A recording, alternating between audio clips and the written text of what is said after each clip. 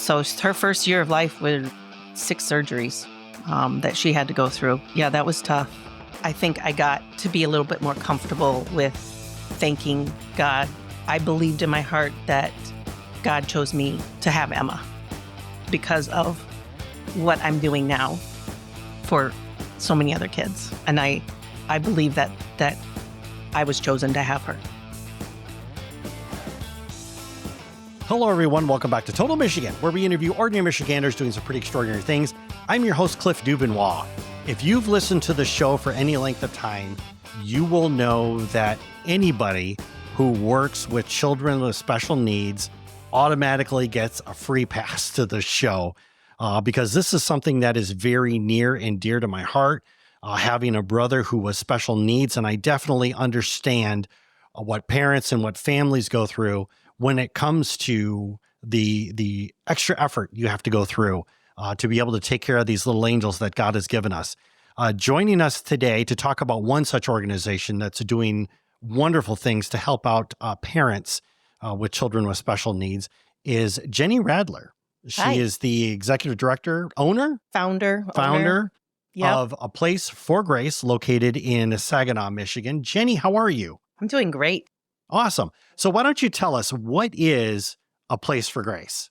A Place for Grace is Michigan's only totally inclusive childcare, preschool, after-school care, and teen center for kids in Saginaw, Bay City, Midland, Tri-City areas.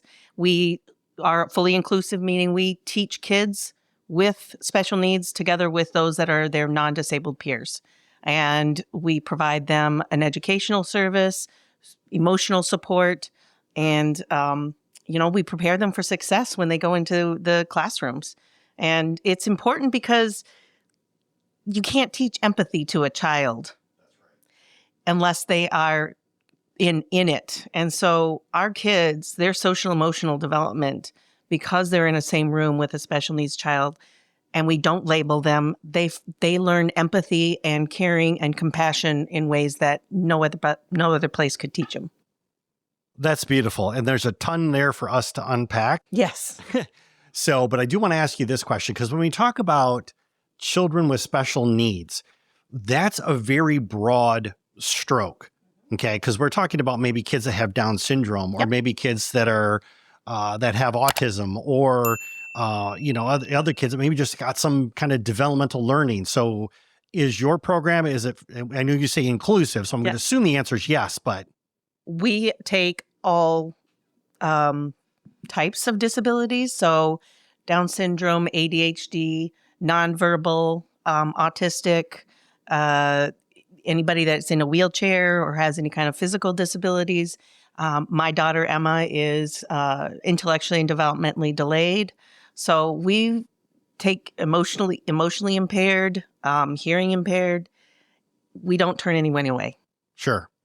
Now, let's go back to the beginning. Let's talk about, where are you from? Where did you grow up? I was born in Whittier, California. Oh, okay. I'm a California girl. Yes. And I grew up in Paso Robles, California. Okay. And beautiful wine area, by the way. Yes, absolutely beautiful winery. We get wine from them all the time. But I ended up going to Colorado for 10 years before coming to Michigan in 2000. So what brought you to Michigan? Emma's dad and I got married. Okay. And so that's what brought me here. Okay. Now, at some point in time, of course, A Place for Grace didn't exist. No. Back then. So you're expecting Emma. Yes. Talk to us about that experience.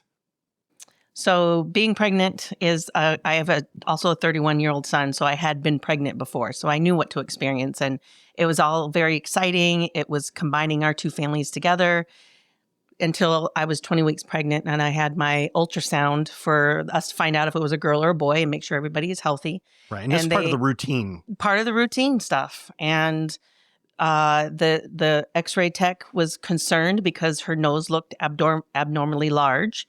And they sent us to a second-tier obstetrician, Dr. Wechter in Saginaw.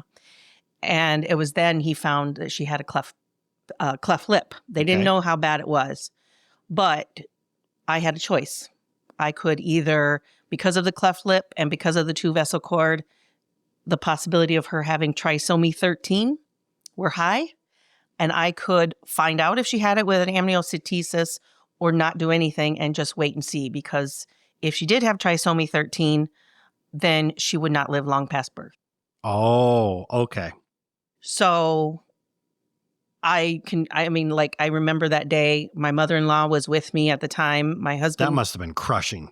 It was very hard. I went straight to my church because I just didn't know what to do. I didn't know how to. Do I want to find out if she has trisomy 13? I wasn't going to abort her, even if she did. But then you have to go through the rest of your pregnancy knowing that this child isn't going to live. Yeah. Or do I not do anything and just hope and pray that she's okay? Right.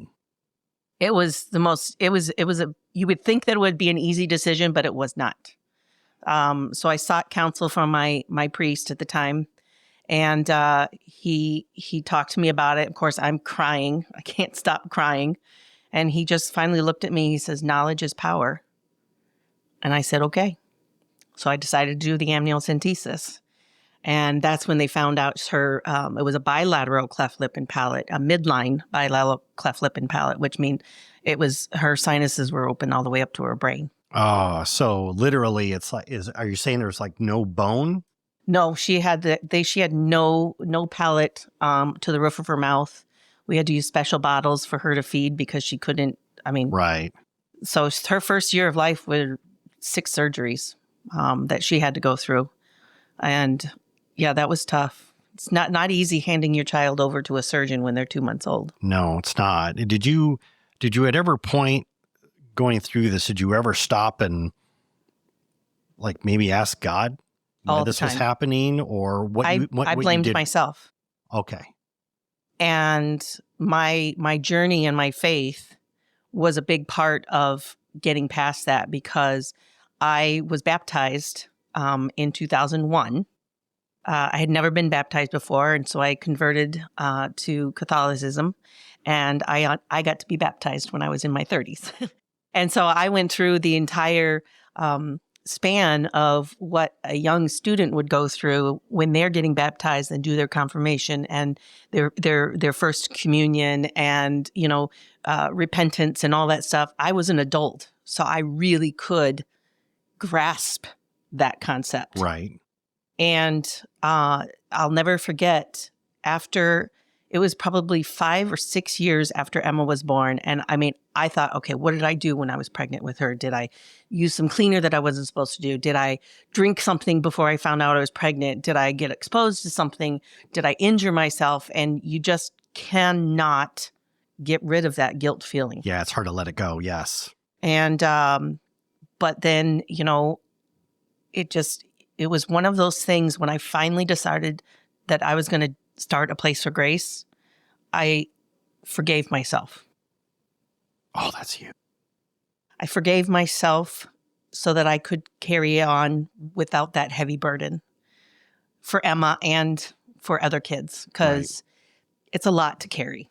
It's to think that you harmed this child and that she's never going to have a normal life like you would want your daughter to have.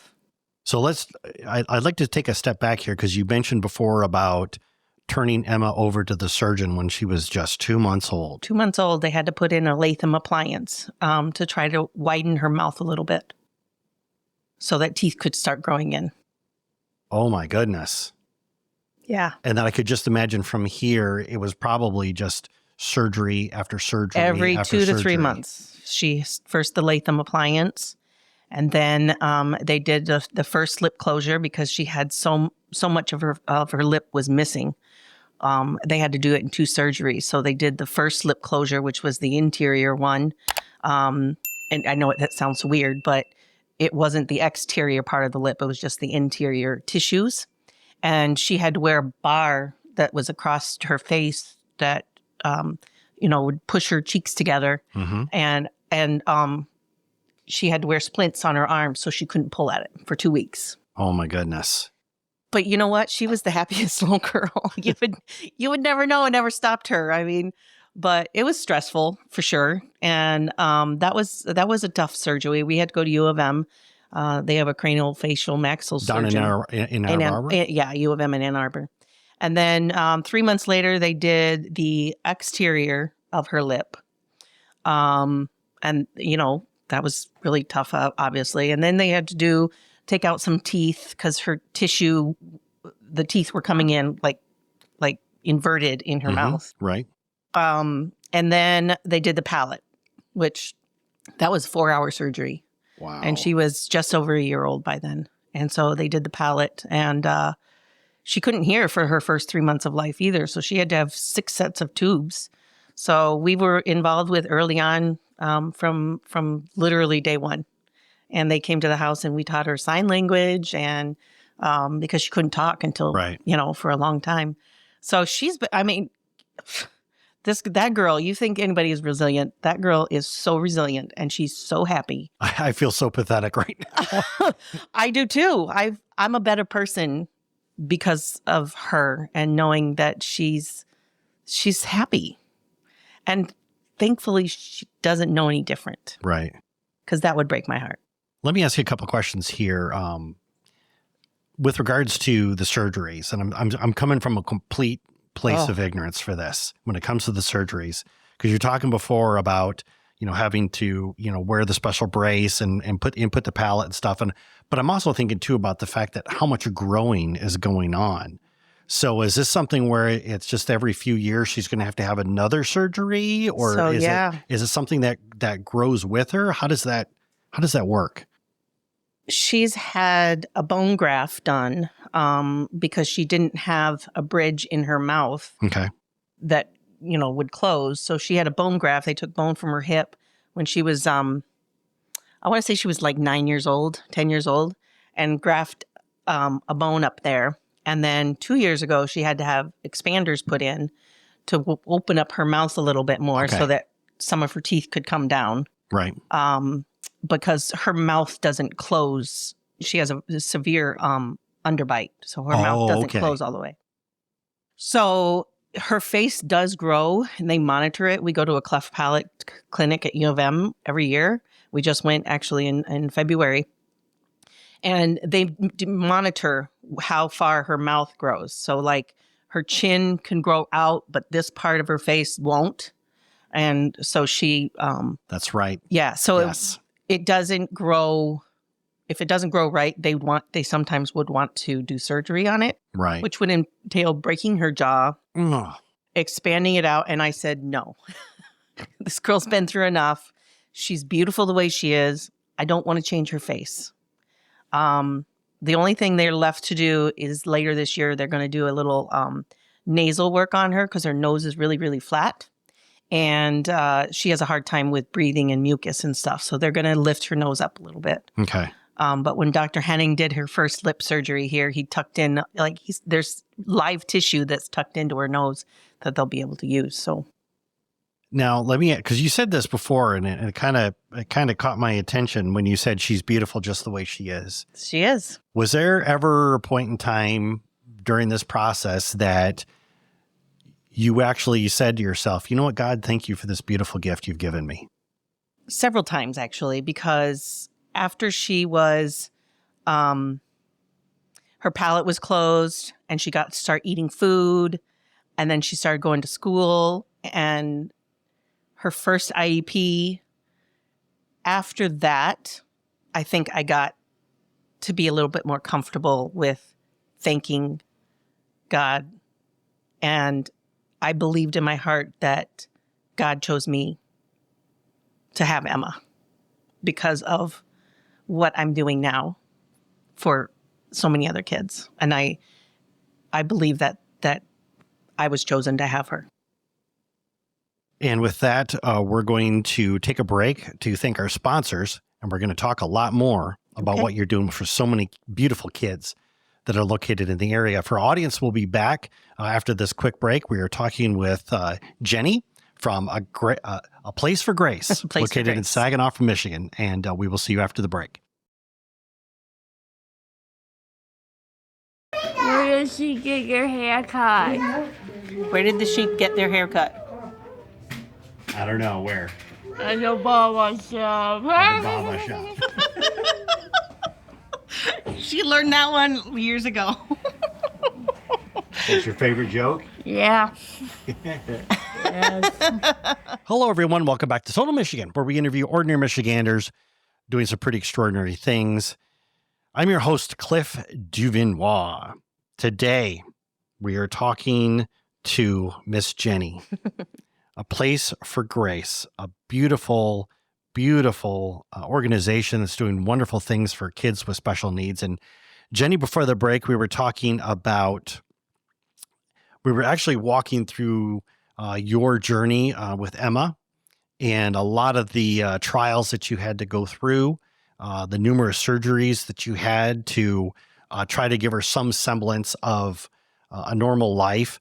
And what I want to do now is I want to just take a couple of minutes here and explore how A Place for Grace came about. Because you've got Emma, she's clearly special needs. So how did that process start on your journey? Well, I have always been a promoter and supporter of a daycare and sending a child to daycare because the socialization is so important. But because of all of Emma's surgeries when she was younger, we waited until she was 18 months old to go to a daycare. Okay. So we started her at St. Stephen's, and they actually were wonderful with her. She was young, so she was still growing. A lot of her disabilities did not always show up until she started school. When she started school at 4 in the ECDD program, that's when all of her developmental disabilities and cognitive impairments and stuff started coming to light, realizing that she was not going to be learning on the same path as every other child. But I was always working. I was working as a paralegal for 13 years. Somebody's got to pay the bills. My husband at the time was a teacher, so she went to after-school care. And over the summer, she would go to a daycare over the summer. The daycares that she was at was in Saginaw, and I got called, I think, 4 times in a week to come pick her up because she was having a meltdown. And I show up, and this is a very vivid memory of mine. I show up, and the caregiver is holding my daughter Emma, and she's 9 or 8, holding her with her legs wrapped around her like in a bear hug, and Emma's screaming her head off. Oh, my goodness. And they said they were doing this because Emma was going to hurt herself, or she was kicking or hitting other people. And I was like, what? That's not my daughter. I mean, she's tiny. And so I immediately took her and got her in the car, and she was fine. I said, Emma, what happened? And she says, well, they didn't want to play with me. And she couldn't understand that because she wanted to play, and she was really into playing cats and dogs at that time in her life. She loved to crawl around and play cats and dogs. Her name was Black Ears when she was a dog. That was her name. But when you're a certain age, when you're 5 years old in the daycare system, you are considered school age. And school age kids have a ratio of 1 caregiver for 18 kids. Mind you, you're having 5-year-olds all the way up to a 12-year-old in the same room with 1 caregiver. Oh, boy. So here you have this little 5-6-year-old girl who's trying to crawl around and play dogs. Kids are making fun of her. Nobody will play with her because, she's not playing like everybody else. And so she just would have these emotional meltdowns because nobody would do anything with her. Right. She needed to be in a classroom with the younger kids because that was her at the time. That's where she was at. That's where she was at. Mm-hmm. So I remember leaving that day after Emma was telling me that nobody would play with her, leaving that day thinking there's got to be a better place. There's got to be a daycare for kids with special needs. I mean, there are over 4,000 kids with special needs in Saginaw County alone. You could look it up on the IDEA website if it's still active. I don't know. But there's at least 4,000 kids with an IEP or some sort of special needs in Saginaw County at that time. That was back in 2013. So Emma was 8, and I started calling around. I'm like, where's our daycare for special needs kids? And I couldn't find one. So I had our first board meeting in my house my friend Linda and a couple of other people that I knew, I said, hey, I have this idea. I want to start a daycare for kids with special needs. And my daughter's name is Emma Grace. And I said, I want to call it A Place for Grace. And so we met in my living room. We ended up, I found a friend of mine who was a business consultant, and he knew how to start companies because I didn't know. You're paralegal. I was a paralegal. I owned my own referral marketing company. I did some things on I was working on my own, right, doing coaching and training. But so I hired this guy, and we did a SWOT analysis. So he would bring people in from the community, and we said, okay, this is what we're thinking of. What do you guys think? And then, they get to throw out all of their ideas, what are kind of some obstacles and things. So we finally formulated a plan. But then it came to a point like, okay, I'm ready to move forward. We got to do something. It's been 6 months. I mean, it doesn't take this long to me because it doesn't take that long. And he's like, oh no, you got a year or more. I'm like, no, that's not going to work for me. So I found somebody. He went to the wayside. I found somebody else, and I was really excited about it. And I thought she was going to be the one because she talked all the talks. But then she infiltrated my board. She had all of my friends, close friends who knew Emma, were board members. She had them all sign non-disclosure agreements and kicked me off the board. And then I found out, I got wind from one of them, told me that she was dismantling the board because things weren't going the way she wanted it. So I'm completely confused by this, by the way. Was there ever any reason why? The only thing I can think of, and what somebody told me later, was that this person that we hired to be the board president, and because I was still working, right. I wasn't planning on working at the daycare. I wanted to start it and then let the board run it. I was told that the only reason I could think of was that she was trying to take it for herself. I don't know. I got wind of it in May of 2014 that she was going to dissolve the board.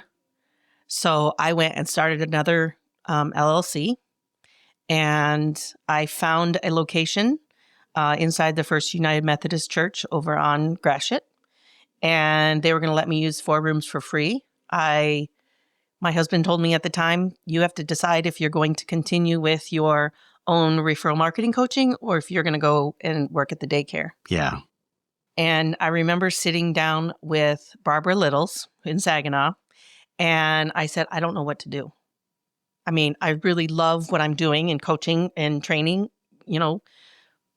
but how can I just turn away from this daycare? And she just looked at me and she says, well, what do you want your legacy to be? Oh. I said, okay, I'm done. I'm done. So June 1st, I gave up my franchise that I had, and I went full board into A Place for Grace. I applied for our license, and that was June 1st. Applied for our license, got everything ready to go at the daycare, because when you apply for a license, to get accepted, you literally have to be like you're opening up the next day. Yeah. Everything has to be in place. I took it upon myself to make myself meet with my licensing consultant, and I got my license approved in end of July. And in addition to all this too, I can imagine that there's probably state certifications because you're going to have kids in there. It's just a state licensing through Laura. You just have all of these requirements that you have to, making sure that the safety is there, all of the fire insurance, and we had to have the entire church had to be approved because the kids could run in the hallway. So, and we had to put the bulletin boards in this church, and this church is big. Right. Bulletin boards in this church were not fire protected. So we had to go and paint every single bulletin board with a fire protectant to get approved. Sweet Moses. But it was worth it. I mean, we were there for, 7 years. And then you outgrew that space. Well, they evicted us. Okay. So you had to go find another place. Yes. someplace where they won't evict you. Right. So I found a space inside of the Gratiot Place Plaza over off Gratiot Center. And it was the former CrossFit Whip gym down there. And so I leased that space, and we had to lay all the flooring. We did, because it was just concrete, just big concrete room. And so now that's where we're at right now. But in November of 2022, I bought a building across the street from us. I'm sorry. You're okay. I bought the building across the street from us, the old Ferguson Plumbing building, and renovated the front part of that. So we are waiting to move into there. It's an 18,000 square foot building. So our plan is to really expand our services and offerings when we as we can, because Right. it's obviously very costly to do any kind of construction. But we do have 3,500 square feet that's already remodeled, waiting to go and move all of our infants and toddlers and preschoolers over there and expand. That is just beautiful. And I want to circle back on something that, that you mentioned before, and that is it's not just daycare. That's babysitting. You have people coming in there to help to teach the kids. Yes. Like how to, this to me is above and beyond just a simple daycare. Where did this idea, come from to start offering all of these additional things? Like, hey, if we've got your kids, let's work with them. Yeah. Well, because all of these kids that we care for, I think of as my own. And what would I want my daughter to be exposed to? Oh, beautiful. What would I want Emma? How do I want her to be treated? And that's how I want all these kids to be treated. So what we do is I bring in people from the community. Like I would bring in a BCBA, and they trained us how to do BCBA, board certified behavioral analyst. Okay. So they're the ones that operate and run ABA centers, applied behavioral analysis centers for kids with autism or any kind of behavior that they need a behavior modification. So you mentioned it before, like if a child is maybe 7 years old and they haven't yet learned how to talk or feed themselves, ABA takes those small goals and comes up with a plan to achieve that one goal. And it could be anything. It could be, just taking a square peg and putting it in the square hole. And if they can do that 5 times, then they're going to master that. And then you can scaffold it from there, and you can continue to build their success. So to me, that was what was important. And as a parent of a special needs mom, I know the challenges that you're going through with work, the medical, your own relationships, and that's so stressful, and how to keep such a positive attitude for these children. So I wanted to create a space that they were cared for the way they should be, instead of you come to my space and you adapt to what I'm doing. It's we adapt to you. And so we used the community, had a lot of people come in and train us. I went back to school again, and I got my CDA, which is Child Development Accreditation. Okay. All of my staff is highly educated, and we have good retention, and we're a team.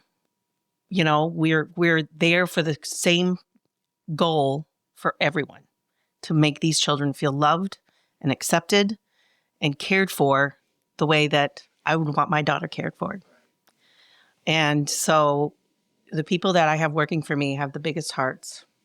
And it's a lot of work, because if you have a room full of 13 preschoolers, which is 2.5 to 5, and 4 of them, have some sort of special needs, nonverbal, ADHD, any physical disabilities, anything.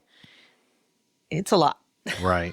Let me ask you this question here, because it sounds like what you're doing over there is just absolutely incredible. I think so. And the question that I have for you is there a story maybe of somebody that you were able to reach? Maybe some parents were just completely overjoyed because you could offer them an option that nobody else could. Is there any stories like that stand out to you?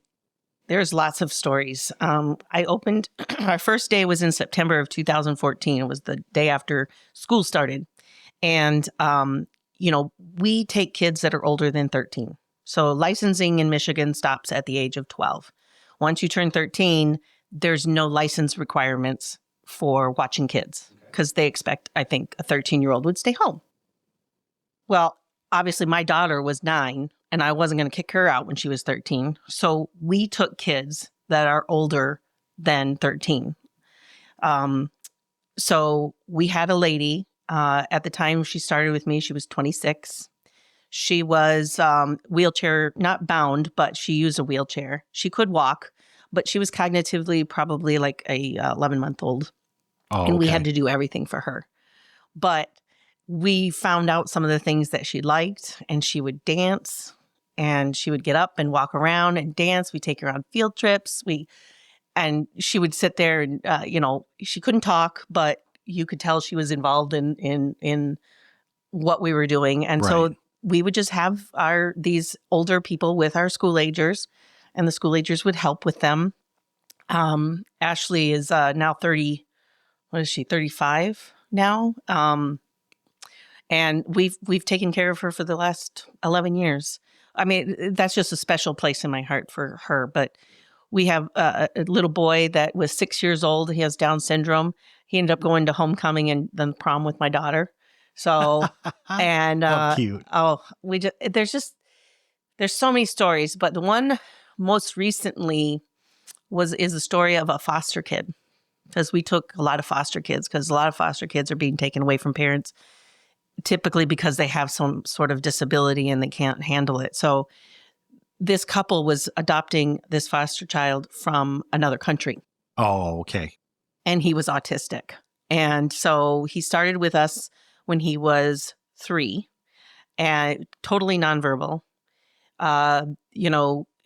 severely autistic, would not be able to sit down for a minute, would throw things, dumped everything, hitting, screaming. I mean, just you name it. It was really intense. I had to bring in a one-on-one with him, and I will do that in a heartbeat. Right. Most places won't, but if I need to, I will bring a one-on-one to work with a child so that they can show some successes. Well, slowly but surely, we started learning about him. He likes to play games. He likes to listen to music. And we would just work with him and work with him and work with him. And now he comes in, and he went to Disney World last week with his Wow. parents. And he used to be a runner, not a runner anymore. Now he did start school also, and he can talk and have full sentences with you. And I mean, it's just an amazing story. And I mean, I have so many of them. There's just so many. Well, how much time you got now? I know. I could go through all of these kids. I mean, the kids that we've had, and the experiences I've had with children. Some of them got physical, but I'm always there, and I'm their safe place. And we work through it. You just work through it as love first, compassion, and just love that child first and foremost. Just love them. Jenny, if somebody is listening to this and they want to reach out, they want to maybe find you online, stop by A Place for Grace, how can they do that? Well, we're located at 4884 Gratiot Road, Suite 19, just on the corner of Gratiot and Center. We have a website, aplaceforgracechildcare.org. And of course, we have a Facebook page, a social media page that probably needs to be updated. But, and we do work with the Saginaw Community Foundation to accept donations, because that does help with our operations, because we have a lower ratio of caregivers to kids than any other daycare. So, and it's based on age. So like I told you, the school agers from 5 to 12 is a 1 to 18 ratio. 4-year-olds is a 1 to 10 ratio. 2.5-year-olds is 1 to 8 ratio, and infants and toddlers are 1 to 4. Anybody younger than 2.5. Right. We typically have a 1 to 4 ratio in both our preschool and school age room, because we're interacting with Right. each of these kids on their level, on the ground, and working with them, teaching them how to be friends to each other and accepting of each other. And so, yeah, any help is always greatly appreciated. Certainly. Jenny, thank you so much for taking time to chat with us today. Really do appreciate it. Thank you very much, Cliff. And for audience, you can always roll on over to totalmichigan.com and click on Jenny's interview and get the links and the address that she was just talking about there. We'll see you next time when we talk to another Michigander doing some pretty extraordinary things. We'll see you then.